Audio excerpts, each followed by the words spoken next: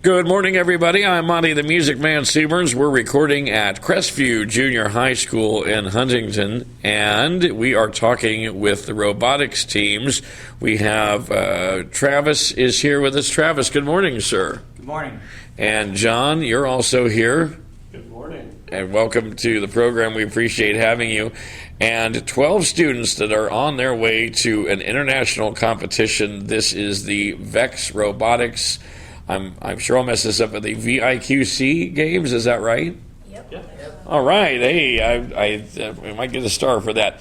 But anyway, I mean, here is the stuff that when I was your age, this was all sci-fi movie things, and now this is a very real thing. I'm looking at a robot that you guys have put together, and let's talk a little bit about, and you can maybe pick them and get to see who does this, a little bit about what this robot does and what's gone into putting this all together. Okay, so our robot, pretty much what it can do is, so it has these things in the front. They're called feeders, and they have they're kind of like wheels with rubber bands on them, and they pick up these like yellow foam balls that are scattered across the field, and so it picks them up and it sucks them through it, and it brings it into a catapult that you can line up and shoot them into a high basket to score points with, and it can hold 4 in its feeder at a time and 2 in the catapult, so 6 total. So that way we waste as little time as possible going around picking them up around the field, because we only have 1 minute to do it. Oh, wow, so it's pretty heavy competition going on in 60 seconds, and I take it there's a remote control device by which you control the robot on the field. Yes. Okay, and that's done wirelessly or through like perhaps a radio frequency. How does that work? It pretty much just we don't really exactly build the controller, but like we have like a built controller that we get for like the competition, and it connects to our brain, which is also pre-built, and then we pretty much just assemble the robot part of it. Like, so everything else is just controlled by like the pre-built brain that like the VIQC company develops. And yeah, those just like connect together like through I assume some kind of like radio frequency. Yeah. Did you ever think, coming into school, that you guys would be working with something this cool? Because this really looks complex. They were showing this to me earlier, and I'm amazed. I mean, my knowledge of this is very limited. Like I said, robots were the things of really cool TV shows when I was a kid, and now they seem to be very real.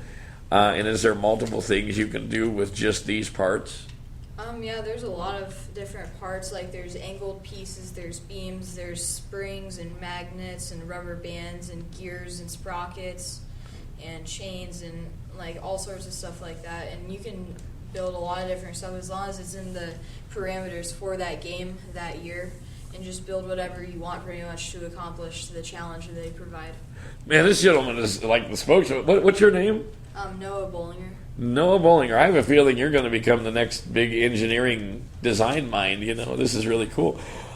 So this competition, what has gone into preparing for this? Is there a lot of other competitions to get you to the point where we are now? Yeah, so there's the county or like regional competition where you go against like pretty much anyone can sign up, and then if you win that, you get to go to state.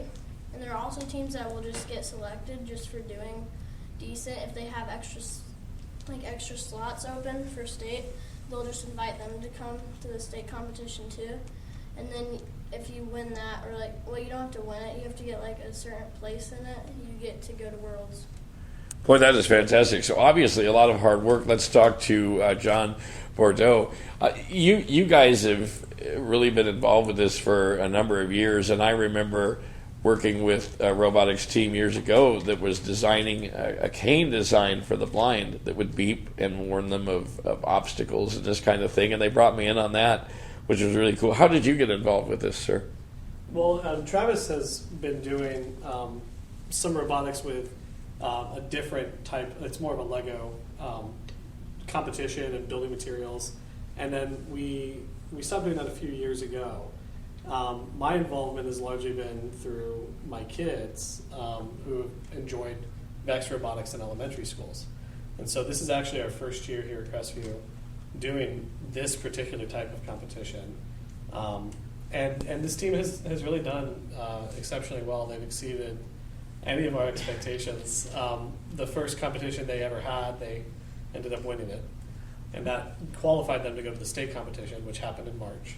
And they ended up placing 7th in the state overall, which qualified them to go to this World's competition here in a few weeks. So just being able to see them continue to improve their robot each time and have the success they've had has been really neat to see. But largely my involvement has been more of my kid is interested in this, and so I want to make sure he has the opportunity to do it. And so I'm gonna help out. And turning to Travis, how long have you been involved with this, sir? Well, like John said, I helped coach it's called Lego Mindstorm with Chris Elson for about 10 years prior to this, so I have some robotics background, but this is our first year doing the VIQC program, so essentially I have some knowledge, but this is a whole new game, a whole new type of equipment we're working with, so really we kind of just started the program from the ground up this last year, and we're very thankful with lots of support from the school corporation with Deb Doherty and Mr. Doherty, kind of helping get things rolling as far as the funds for all of the equipment and everything, and a lot of help also from Nick Vickery, who's our programming coach, from that side of it. So like I said, this has been a really surprising but neat outcome for just starting this year. And turning to Jeannie Poff, now they're getting involved in an elementary school level, which I think is very incredible. So, starting at a younger age, is there an age minimum that they have to meet, or can anyone get involved that has an interest, even on the elementary school level? Anyone can get involved. We had so many people who wanted to be involved that we limited it to the 3rd, 4th, and 5th graders to kind of prepare them to be in the middle school. So we have 6 teams total at Horace Mann, and 2 of them, the 2 5th grade teams, are going to the world competition. And that's going to be held in Dallas, Texas, am I correct? You are correct. We'll be there just after the middle school finishes doing fantastically well, then we'll follow up with elementary. You guys are going to have a good time hanging out in the Metroplex, I guarantee it. It's a lot of fun. So let's talk about, if people are listening and they're saying, boy, this is incredible, we got some kids that are going to be hometown heroes. How do we get involved? Are there fundraisers and things that they can get involved in? What does that look? We'll address that to Travis. Go ahead. Yeah, so obviously there's a lot of costs in making these kind of trips possible, and the school corporation has definitely stepped in and helped us out. But we've also asked for some community support through donors. We've sent out letters. I think Horace Mann is doing is it a Nelson's? Dan's Fish Fish Fry. Oh, May Dan's. 3rd. You may come May 3rd to There you Dan's go. Fish Fry at Horace Mann, and those funds are going to go support our teams. Well, I love Dan's Fish Fry, so you can count on me making a donation to that fundraiser. Yeah, and then we're open to any kind of support we can get through the community. There's been some very generous donations through different businesses and also just individual patrons. And then we also just hosted a county-wide scrimmage competition a couple weeks ago, and raised a few funds through that. So this is a whole new thing for us. So we're trying to figure out how to keep the momentum going, and looking in the future is if more teams become successful and make it to the highest level of competition, how do we keep providing those opportunities for these kids, because it's this is a really neat opportunity for them. Well, I'm really feeling positive about this, and they win this one, and what comes next? I mean, that's really cool bragging rights, right? I mean, yeah, we'll see. Like I said, but their robot can do an awful lot, and there is just one small thing that they can't do. There's what's called a high hang on the bar that might set them apart or might set some other teams apart from the making it to the very final, but. We'll see. We might be surprised at how well we do. Now, when you talk about a high hang, is this a fluid situation where even ongoing work could be done right up to competition time, where that could be improved upon, or what does that look like? Where you hang on this higher bar, and there's a low bar you can hang on, and for that bar you just have to get your robot so it's not touching the ground. And there's also Chandler Stoffel, please report to the office. Chandler Stoffel, please report to the office. Oh my, someone's going to the office. Okay, so that hangs on the low bar, but the high hang is a little bit more. yeah. It's a difference of 4 points, so Yeah. 6 points for the low bar and 10 for the high. And the So high bar is just harder to hang on because you have to hang your robot. There's a higher bar and you have to pull your robot above the low hanging bar.